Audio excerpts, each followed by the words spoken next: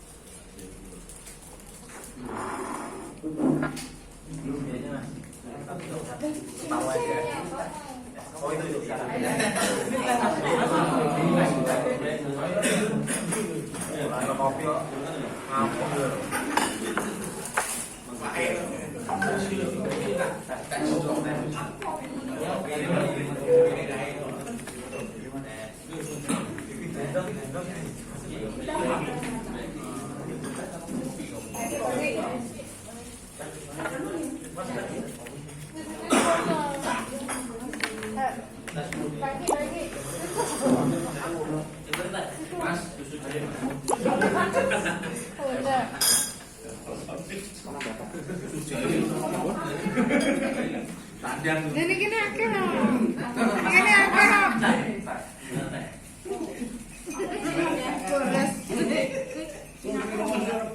Tisu, main kayak gini. Oh gitu.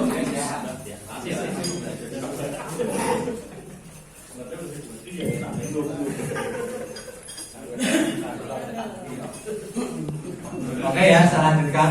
Kita kembali lagi ke laptop. Ya.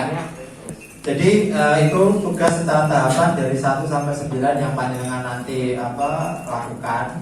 Kemudian sebenarnya secara yang melekat yang lain, panjenengan juga sebenarnya punya kewenangan untuk mencegah terjadinya politik uang dan lain sebagainya. Nah, termasuk kaitannya dengan adanya temuan atau bagaimana nanti ada laporan masyarakat menyampaikan ke panjenengan. Itu kalau mungkin bisa disaran perbaikan di tingkat kelurahan, artinya sesama PPS umpamanya, itu juga panjenengan bisa. Jadi tidak serta-merta semuanya selalu di kecamatan. Kalau hubungannya kaitannya dengan penanganan pelanggaran yang itu tidak bisa selesai dengan cara pencegahan, itu baru bagian kita. Tetapi kalau di tingkat kelurahan, PPS atau nanti stakeholder yang lain, itu panjenengan sudah bisa melakukan saran, perbaikan atau barangkali memberikan bentuk-bentuk pencegahan yang lain, itu sudah bisa. Nah, makanya ekspektasi kami panjenengan bisa untuk memerankan ini semuanya. Ya, mumpung ini tinggal berapa bulan, optimalkan dan giatkan lagi radar atau frekuensi pengawasan panjenengan. Jadi sinyal panjenengan harus dikuatkan, sing pakai M3 ganti Telkomsel atau Indosat. Ono sing pakai M3. Apa 3? Oh, ya apa ganti. Ya. Handayane Kita ganti kartunya. Kayaknya uang pulsa belum turun. Memang ada ya? Ya. Kemudian selanjutnya kaitannya dengan kewajiban, ya. Panjenengan juga punya kewajiban, jadi itu yang harus panjenengan sudah resapi dan lain sebagainya, dan tolong marwah lembaga, ya, meskipun panjenengan di sini kita saling akrab, itu nih bercanda ya ada waktunya, tapi kalau urusan tugas kenegaraan itu juga ada waktunya. Jadi kapan lah, ya. Terima kasih Mas. Wah, stok tekan bengi. Tunggu bisa gue.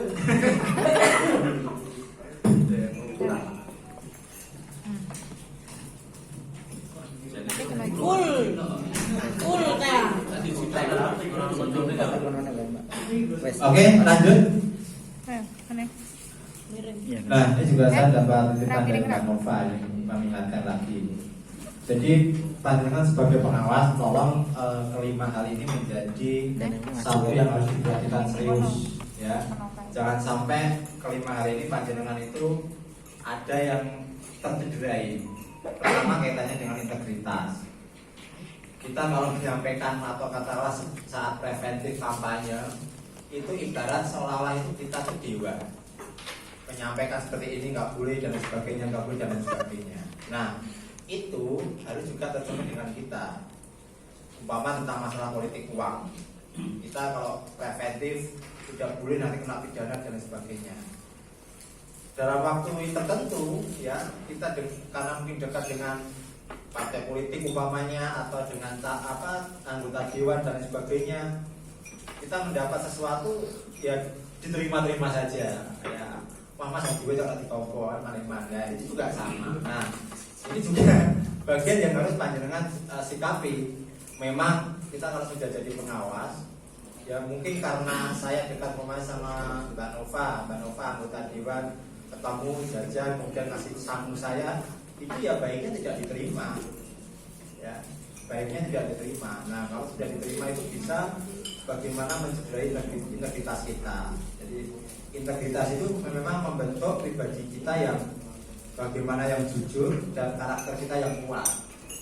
Bisa saja tidak hanya itu, umpama nih saya tidak tahu juga, umpama ada tugas tertentu dari mungkin Mas Galil atau Mbak Nova yang sering ngasih tugas ya, harusnya A begini-begini, kemudian barangkali teman-teman hanya sekedar lah tak jauh sini aja, yang penting kan laporan dan sebagainya. Nah itu juga sama. Jadi bagaimana kita melakukan pekerjaan, termasuk saya, Mbak Nova, Mas Galil dan teman-teman sekretariat juga sama, bahwa kita itu diberi kesempatan, karena kita itu diberi kesempatan bukan karena kita merasa mampu saja, kita itu diberi kesempatan oleh satu peluang. Kita saat ini masuk di dalam lembaga ini. Bisa jadi saya besok karena kinerja saya nggak bagus, saya tidak bisa dipermacam lagi, ya dan lain sebagainya. Itu yang perlu kita juga sadari. Kemudian yang kedua kehormatan. Jadi kehormatan diri kita itu juga harus dijaga. Kemudian yang kedua kehormatan lembaga, ini penting. Mau nggak mau kita itu keluar itu membawa lembaga yang sedang kita lakukan ini, ya. Jadi jangan sampai karena satu dan lain hal marwah kelembagaan kita menjadi sirna karena mungkin hal yang sebenarnya kecil saja. Nah, jadi kehormatan itu berkaitan dengan bagaimana kita menjaga kesetiaan. Nah, tapi saya yakin di sini semuanya tipe-tipe orang yang setia. Tidak ada tikungan-tikungan yang ada. Cukup satu saja. Ya kan? Nah, dalam apa kesetiaan dalam kita melakukan hal-hal yang dianggap itu benar. Benar itu kalau kita sebagai pengawas ukurannya adalah peraturan. Bukan ukurannya karena saya suka dengan ini, kalau dengan saya dia tidak dan lain sebagainya. Ini bagian juga menjaga kehormatan antara kita, Panwascam, Panwas Kelurahan atau sesama Panwas Kelurahan sendiri. Bagaimana menjaga soliditas, saling menjaga, karena ibarat ini rumah tangga kita. Barangkali kalau ada satu yang kurang, itu sama-sama dijaga dan tanda kutip aibnya. Aib itu bukan yang dikonotasikan yang negatif, tapi kalau ada kekurangan itu sama-sama dijaga. Jangan sampai kekurangan kita di pengawas itu pihak lain itu tahu, atau bahkan kita yang ngasih tahu ke pihak lain, itu jangan sampai. Karena bagaimanapun kami sudah menyadari apapun kalau yang panjenengan itu ada sesuatu, kami pasti backup. Jadi karena ini adalah keluarga kita sendiri, ibarat rumah tangga ya, marwah rumah tangga dari kita semuanya. Nah, kemudian yang ketiga ini kaitannya dengan kemandirian, ya. Jadi Mbak Nova kadang kan sering paling keras itu memang sudah kita bentuk seperti itu, kita setting sejak awal. Semuanya jadi kita sudah punya posisi masing-masing, ya. Mas Galih jadi yang selalu ngasih apa? Instruksi caranya. Ya. Semuanya ada satu pintu. Bukan kemudian hanya satu orang seolah sendiri, tidak ada. Karena kita tidak ingin ada sistem yang nanti itu kita ngerti toh tapi yang lain tidak. Termasuk teman-teman sekretariat dari awal sudah kita beri keluasaan penuh untuk belajar juga. Ya, sengketa paling Mas Yadi, ya, Mas Kolis, kadang yang Mas Fauzan, kadang ada yang Mas Karmen, ya kan. Tapi nggak apa-apa kalau itu kan satu etika kita tuh bagaimana kita bisa ke arah sana. Nah, jadi kemerdekaan atau kemandirian itu termasuk dengan tugas-tugas kita. Jangan sampai dengan pola yang sudah ada, umpamanya sudah ada nih, umpamanya yang buat form A ada yang sudah ngasih contoh. Tapi yang mencontoh itu juga tidak detail atau tidak teliti. Nah, ini artinya sudah mengandalkan aku kok ana sing dicontoni dan lain sebagainya. Nah, itu sudah bagus pola itu karena memang sebelum teman-teman laporan ke kita, daripada kita nanti menjelaskan untuk mengedit barang-barang yang harus dijelaskan, lebih baik begitu. Toh ini bukan form A itu bukan ada indikator paling bagus dan itu tidak ada. Ya, lebih baik begitu. Sehingga kita juga tidak habis waktu untuk memikirkan hanya untuk koreksi form A yang sebenarnya itu sudah bisa sama dengan yang lain. Ini contoh form A yang seperti itu. Nah, pola-pola ini sejak dulu sudah kita bangun dan saat ini pun panjenengan sudah melakukan itu. Tetapi ya saling ada mengedepankan rasa simpati, empati. Nek biasa yang sering membuat A sekali-kali menawarkan diri B dan lain sebagainya. Itu bagian dari menjaga kebersamaan. Kemudian yang keempat itu kaitannya kredibilitas kita. Ya, kita juga sering menyampaikan bahwa panjenengan ketika pencegahan itu kan sangat akan lebih bagus dan kelihatan akan benar-benar paripurna sebagai seorang panwas ketika pencegahan bisa disandingkan dengan aturan-aturan yang panjenengan ketahui. Umpamanya APK, oh ini loh menandal karena ada perwal ini dan lain sebagainya. Nah, kredibilitas atau pengetahuan itu penting sebagai seorang pengawas. Jangan sampai kita bagus di lapangan teknis ya dan lain sebagainya, tapi pengetahuan kita terlambat untuk di-upgrade atau ditingkatkan. Nah, dengan kita BIMTEK ini kan sebenarnya dianggarkan negara itu ya tidak lain dan tidak bukan kita belajar bareng. Saya sama, Mbak Nova sama Mas Beri juga sama. Di sini kebetulan nggak ada yang sarjana hukum, nggak ada ya, nggak ada. Tapi kita bagaimana tetap berupaya mempelajari itu, karena memang nggak maksudnya pengawas, pengawas itu kan pengawas kan pengawas bulan. Sebentar lagi siapa? Dengan tak dengar ke Mas Dian. SH, MH, MHU, jadi itulah yang kemudian menimbulkan kepercayaan masyarakat. Jangan sampai masyarakat itu kalau memandang panwas, alah panwas isone ngomongin gede tapi artinya ora ngerti. Alah kadang panwas asline bagi kalau kerja boleh temuan dan lain sebagainya seperti itu. Di lapangan itu sudah kita tahu. Ya toh Mas, panwas yang dianggap kerja orang temuan itu. Nah, mindset itu yang kemudian salah. Ya, makanya ketika kita ada fungsi pencegahan itu memang dijadikan salah satu hal yang paling perlu kita optimalkan. Nah, kemudian yang terakhir kaitannya dengan profesional. Saya sangat yakin dengan panjenengan juga punya pekerjaan utama. Selama ini tidak ada laporan ke kami kendala Mas, saya tidak diizinkan lagi dengan pimpinan saya. Kami mendengar tidak ada. Tadi kan panjenengan sudah bisa mengatur itu, ritme itu. Nah, terlepas ya katakanlah ada bentrok dengan pekerjaan utama itu sama. Kita itu saya sendiri aja ngantor hanya Senin sampai Kamis saja. Kadang malah hanya 2 hari aja itu nggak bisa ngantor. Hanya karena ya seperti ini. Tapi karena kita sudah disumpah dengan sumpah yang tadi mungkin panjenengan juga dengar itu yang menguatkan kita, kan gitu. Nah, termasuk kaitannya dengan bagaimana konsistensi kita atau cara-cara kita yang sama saat pencegahan. Jangan sampai dengan kasus yang sama pencegahan dengan orang A dan dengan orang B beda. Kalau diolehkan kini lah oleh dan sebagainya. Itu pernah ada. Karena apa motivasinya? Ya mungkin karena tadi ada efek belakang, mungkin saya dapat ini dan sebagainya. Ya kan? Nah, itu yang kemudian oleh kita sebagai pengawas tidak dibolehkan lah seperti itu. Itu ada di regulasi ya, Bawaslu 4 2019 semuanya diatur. Jadi ini bukan karang-karangan kita harus ada seperti ini, tapi ada itu. Nah, misi kita atau visi kita bagaimana kita melakukan tugas negara ini dengan visi yang harus ke depan. Setidaknya diri kita dan penilaian dari masyarakat bahwa pengawas itu seperti ini lah. Lanjut Mas. Nah, sehingga tidak lagi seperti gambar sininya. Saya kepencet. Ya. Nah, jangan sampai antara kita pengawas dengan regulasi termasuk dengan teman-teman yang sebelah penyelenggara PPK, PPN dan sebagainya, itu ibarat kita menyusun rel kereta api seperti itu. Semuanya berdiri pada kebenarannya masing-masing. Ya. Kenapa berdiri kepada kebenarannya masing-masing? Karena ukurannya adalah ukuran batin, bukan ukuran bagaimana regulasi, kemudian aturan dan lain sebagainya.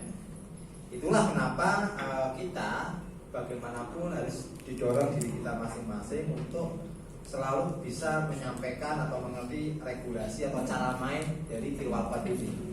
Karena kalau panjenengan ibarat kayak kita main bola, kita tidak tahu cara main bolanya, nanti bolanya ditendang malah dijipuk, bidol berbasket juga sama, akan tidak ketemu permainan itu. Nah, itu menjadi penting sehingga teman-teman bisa memahami fungsi kewenangan sebagai panwas itu seperti apa. Kalau bisa dioptimalkan, ya radarnya ke tingkat kelurahan, karena kita sudah menyampaikan.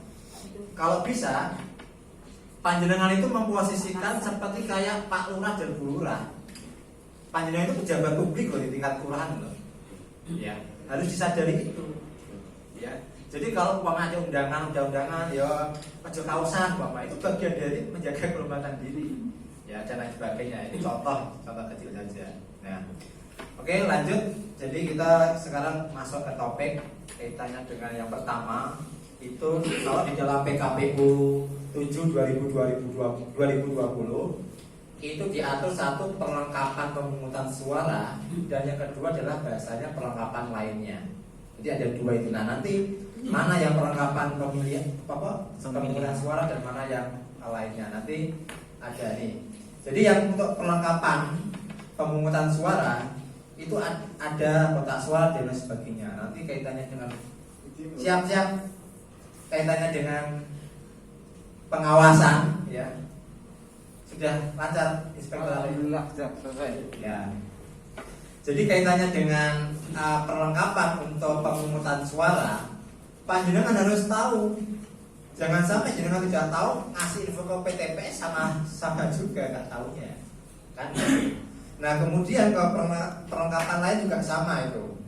Ada sampul dan lain sebagainya. Nanti Mas Gali akan menyampaikan kaitannya pengawasan. Itu ada di dalam PKPU 7/2017. Kalau perlengkapan pemungutan atau perlengkapan pemilihan itu di pasal 4 itu ada. Kemudian untuk yang lainnya di pasal 5. Nah, dari dua topik itu, perlengkapan pemilihan dan lainnya itu, prinsipnya ada 6 itu. Tepat jumlah, tepat jenis, tepat waktu, tepat sasaran, tepat kualitas dan efisien.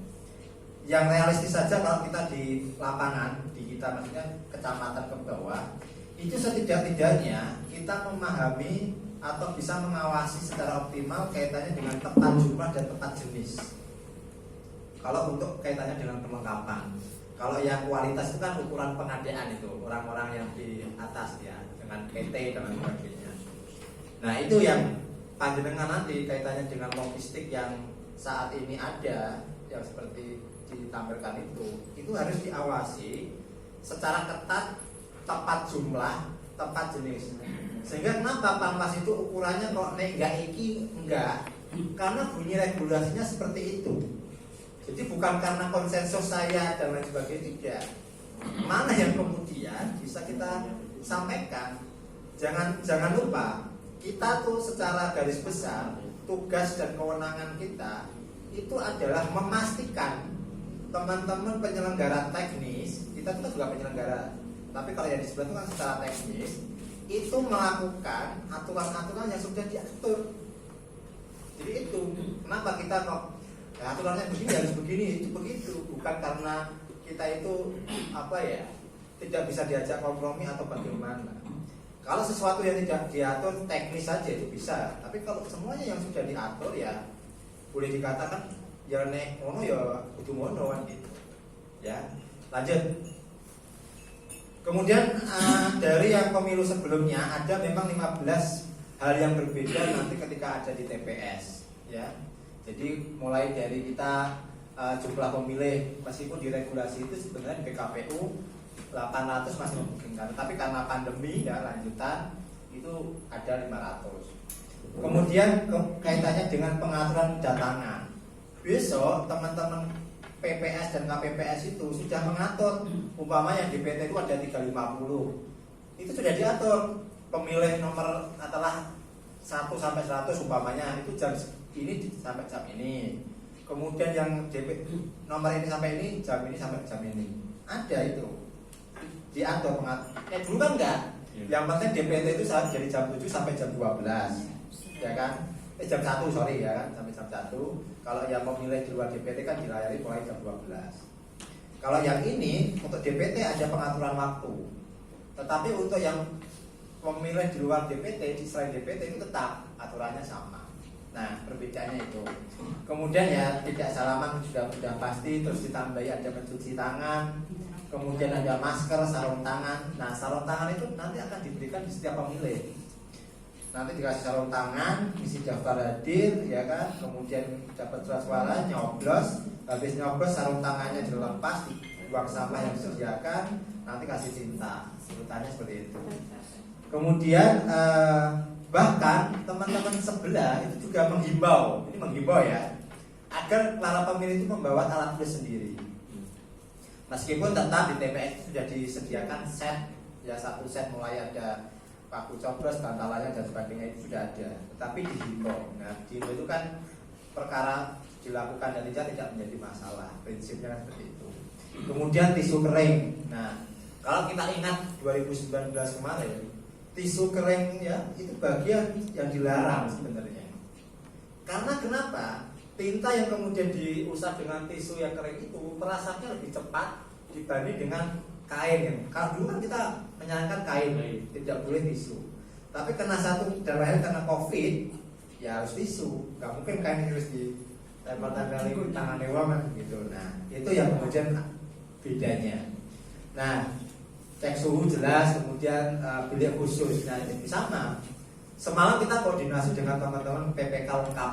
Kita 3 kawasan lengkap, PPK 5 lengkap. Meskipun yang inisiasi kita. Ini fungsinya apa? Kita pengen menyampaikan dan mereka juga menyampaikan kaitannya dengan tahapan. Sehingga nanti ketika di lapangan pandangan dengan PPS itu klop, ya kita juga klop. Nah, lapanya kesepakatan semalam itu juga mampu disampaikan di bawah. Ya, ini bagian dari preventif juga. Jadi preventif itu tidak serta-merta dialihkan pada saat kampanye juga. Yang seperti ini kita juga bagian dari preventif kan gitu. Lanjut. Nah, jadi itu kaitannya dengan apa? Item-item logistik kaitannya dengan perlengkapan. Kemudian yang kedua kita lanjut kepada pengamanan. Ya. Jadi di pengamanan surat suara itu diatur di dalam PKPU nomor 8 tahun 2020.